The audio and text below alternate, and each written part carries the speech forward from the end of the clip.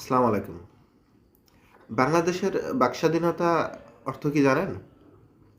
যখন যে দল ক্ষমতায় থাকবে বা যখন যে গোষ্ঠী ক্ষমতায় থাকবে বা যাদের প্রভাব সবচেয়ে বেশি থাকবে সমাজে, তখন তাদের পক্ষে কথা বললেই আপনি বাকস্বাধীনতা উপভোগ করতে পারবেন।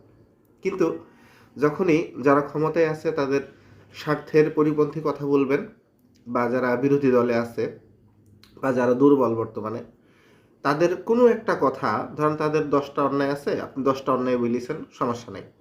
কিন্তু তাদের একটা না একটা কাজ তো ভালো অবশ্যই থাকবে। মানুষ যেহেতু সব কাজ তো আর 100% খারাপ হয় না।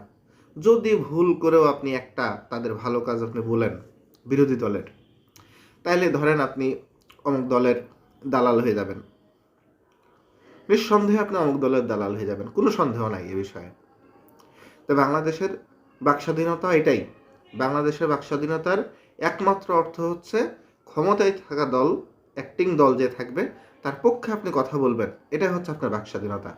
বিরোধী কোনো কথা বলতে পারবেন না, কখনোই পারবেন না। আগেও ছিল না।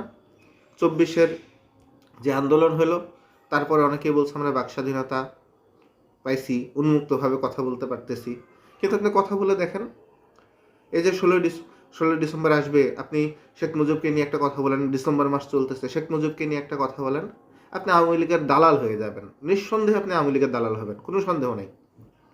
যারা আপনাকে বাকস্বাধীনতা দিছে তারাই আপনাকে দালাল বলবে। কেন রে ভাই? একটা মানুষের তো আওয়ামী লীগকে বা শেখ মুজিবকে পছন্দ হইতেই পারে। আওয়ামী লীগ, শেখ হাসিনা যে অপরাধ করছে তার শাস্তি আপনি তাকে দেন।